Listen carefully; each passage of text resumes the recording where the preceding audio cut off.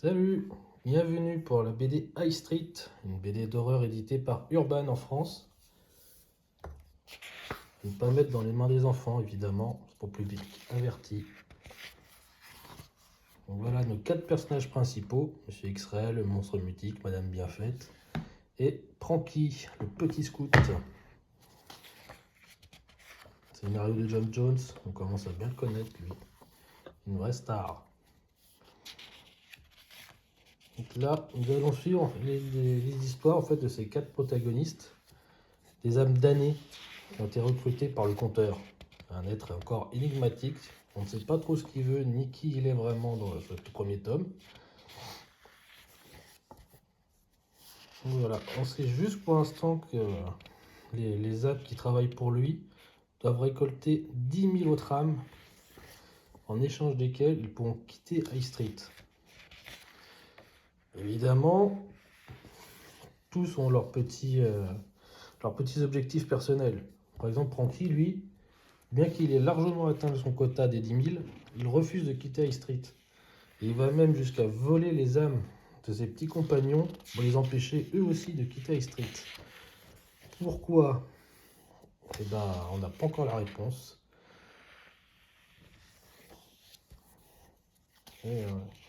Donc là, on est sur du dessin de Ivan Reis. Et son trait, il colle vachement bien avec l'horreur. D'habitude, moi j'aime bien quand ça pète de couleurs et tout, mais là, ça se prête bien à l'horreur, ces petites ombres, c'est sobre. Ah, elle est collée, ça y est. Donc là, les premiers numéros, c'est un peu l'histoire de quand ils étaient humains. Donc là, on voit Monsieur X-Ray quand il était humain, avant qu'il mette ses fameuses lunettes. Celle-ci. C'était un arnaqueur qui vendait des petits objets vraiment pourris. Enfin, lui-même est pourri.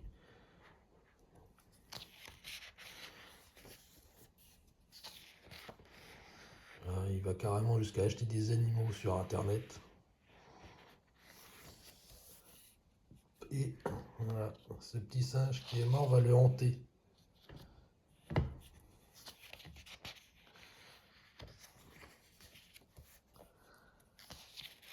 Voilà la fille de Monsieur X-Ray. Ça, c'est un objectif très clair pour lui sur la récolte des 10 000 âmes, c'est de retrouver sa fille. Mais on ne sait pas comment le temps passe dans la dimension High Street. Est-ce qu'une fois les 10 000 âmes récupérées, est-ce qu'il va revenir à cette époque-là? Moi, je pense qu'ils vont lui mettre une douille. C'est le genre d'histoire où ça se finit pas très très bien en général. Surtout que les protagonistes sont des sales types. Voilà, Pranky étant le plus dégueulasse de tous. Un vrai petit salopard. Ils en ont tous peur. Ils vont même chercher à s'en débarrasser. Voilà, le tableau des scores. Toutes les âmes que chacun d'entre eux a récoltées. Bon, on les a pas encore tous vus. Hein. Pour l'instant, on n'en voit que 4. On en mentionne un 5e. Je ne sais pas si on les verra tous. Peut-être. Là, on a l'histoire de Pranky. Le petit scout. Il a foutu le feu à son camp. Il a fait un tas de saloperies. Voilà, hein, mettre des saucisses dans le sac de son prof. Petite vérole.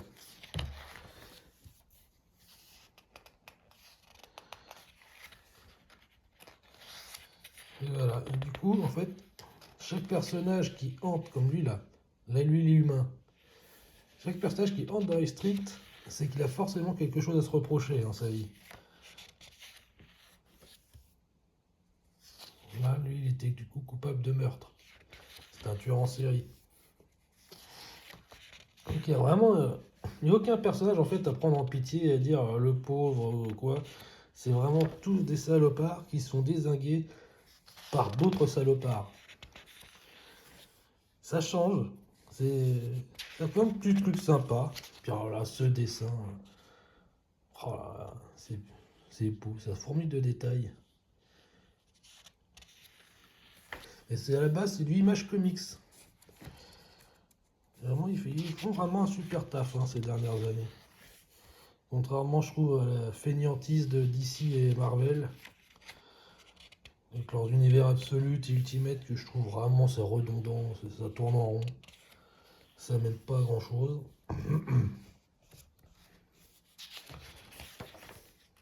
Voilà. Ils ont décapité le Père Noël. Mais bon, évitez bien que si le Père Noël est là, c'est que c'était pas le vrai. C'est un faux, un méchant pas beau. Il fait du mal aux petits enfants. Il leur pourrit Noël en leur volant leurs cadeaux. Et ça, Francky, il aime pas qu'on s'attaque aux enfants. Il déteste les adultes. C'est peut-être son seul bon trait de caractère.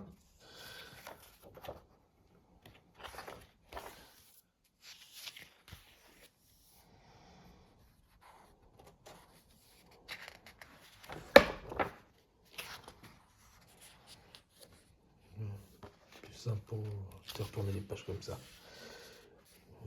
Ça rentre pas bien dans le cadre, là. Je sais pas ce que j'ai foutu encore. Ça va vraiment falloir que je m'améliore sur le cadrage. Petit bonhomme de Noël.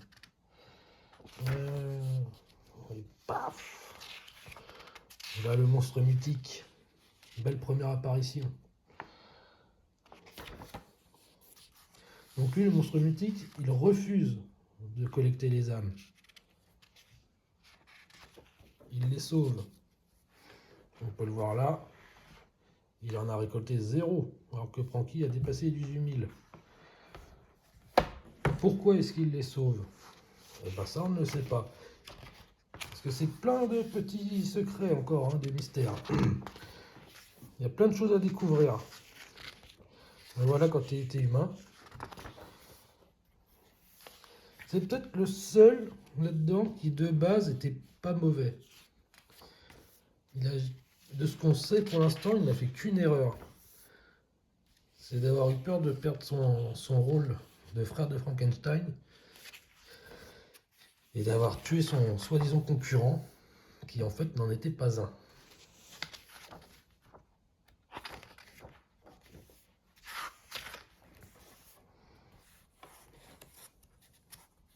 Voilà. On le voit là qui va au clash avec le compteur. C'est lui le compteur, le chef. Bon, pour l'instant, c'est lui le plus haut gradé. C'est pour lui qui travaille. Donc il déchire son contrat. Il refuse de faire du mal aux gens, il refuse de récolter les âmes. Du coup, il prend cher. Il se fait carrément arracher la langue. D'où le mutique. Il doit faire ensuite cavalier solitaire dans ce monde de High Street. Ah oui, dans High Street, chacun a son territoire. Là, lui, c'est une espèce de château hanté et tout pour aller avec sa personnalité de monstre. Francky, c'est sa cabane. Et elle, ça va être son magasin de diététique. C'est de son vivant une accro du fitness. Elle est grossophobe. Elle va carrément pousser une pauvre dame jusqu'à la mort. Voilà. Donc là, c'est son lieu à elle, son magasin de diététique. C'est là qu'elle récolte les âmes. Donc là, les deux personnages, enfin, Monsieur X-Ray surtout, cherchent à faire des alliances pour se débarrasser de Francky et pouvoir récolter ses âmes tranquillement pour pouvoir s'enfuir de High Street et retrouver sa fille. Et tout le monde a peur de Francky. Donc, non. La petite dame, elle l'envoie un petit peu bouler.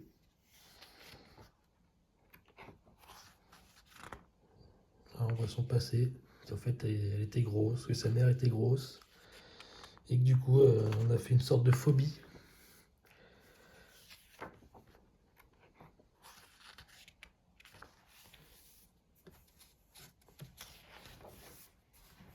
Et ce petit connard. Toujours là à rôder.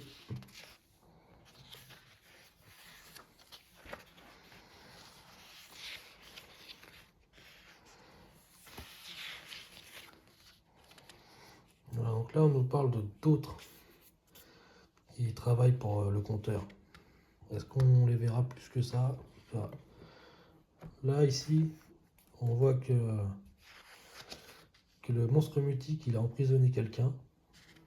Qui, on ne sait pas. Est-ce que c'est un personnage qu'on connaît de son vivant?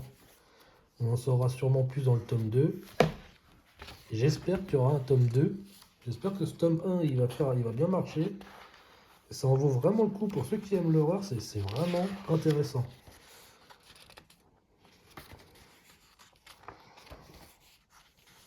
Voilà, Panky qui a carrément bloqué le magasin pour plus que personne ne rentre et se fasse récolter son âme par mademoiselle, comment elle s'appelle?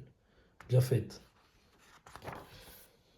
Bon, je crois que son nom est beaucoup plus sympa en VO. Mademoiselle Bienfaite, en VF, c'est pas top. Alors, on part sur un petit peu du cartoon, avec des fausses pubs. Le Panky, ça reste quand même un gamin. Même s'il est certainement plus vieux que certains des personnages, ça reste quand même un enfant.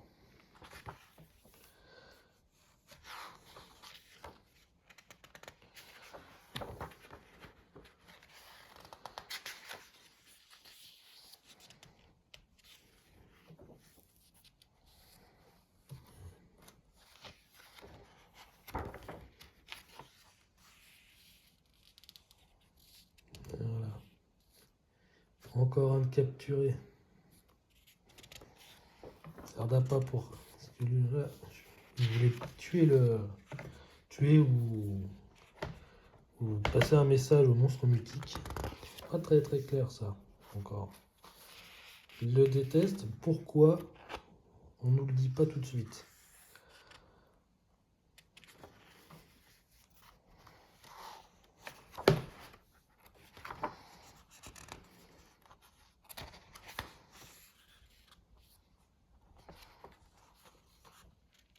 Voilà.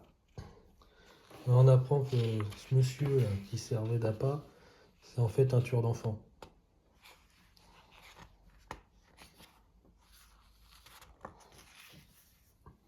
Donc là, on passe sur un one-shot qui est sorti au tout début de la série, voire peut-être même avant la série, si je me rappelle bien. Donc on va voir Monsieur X-Ray, Panky. Ça annonçait un petit peu la couleur. Et d'autres one-shots, me semble, sont sortis après. Peut-être seront dans la deuxième intégrale ou dans une troisième.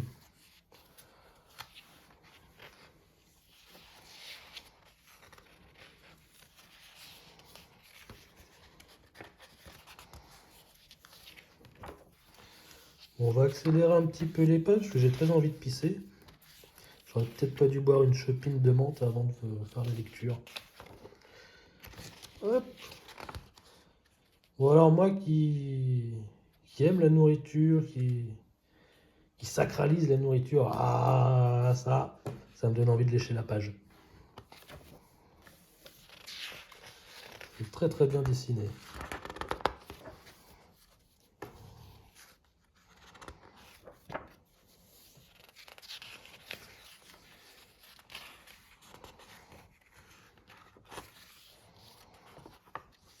Ouais. Ça par contre, alors là, ça c'est pas bien, hein. On respecte la nourriture. Il est beau ce burger là. J'ai faim. Ouais, voilà, les petites capsules miracles pour maigrir. Voilà ce qu'il y a dedans. Ouais, faut s'offrir pour être beau. Peut-être pas à ce point-là quand même. Voilà. Elle va aller jusqu'à parasiter son propre enfant.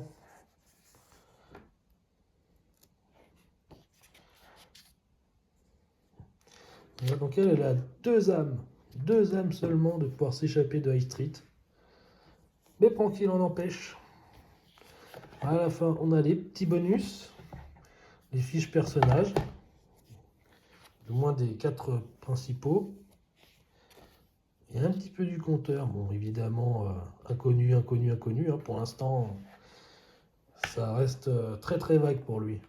Peut-être même que ça le restera à tout jamais. Hein. Des fois, les personnages, c'est mieux de ne pas les connaître. Des fausses pubs.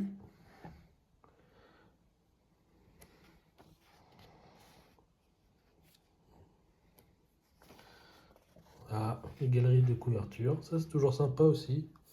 On peut pas toujours s'acheter toutes les variantes cover. Ah, celle-là, j'aime bien celle-là. Celle-là aussi. Qu'est-ce qu'elle est belle. Qu'est-ce qu'elle est belle, celle-là.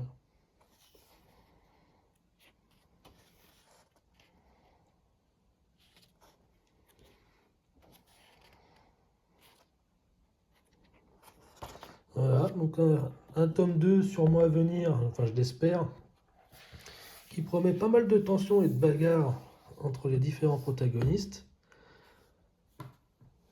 Du gore, du très très gore. J'ai vraiment hâte de la voir.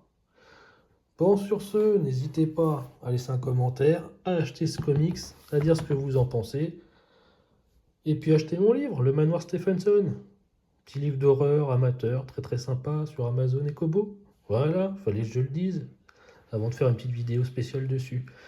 Bon, et ben bonne journée à tous, salut!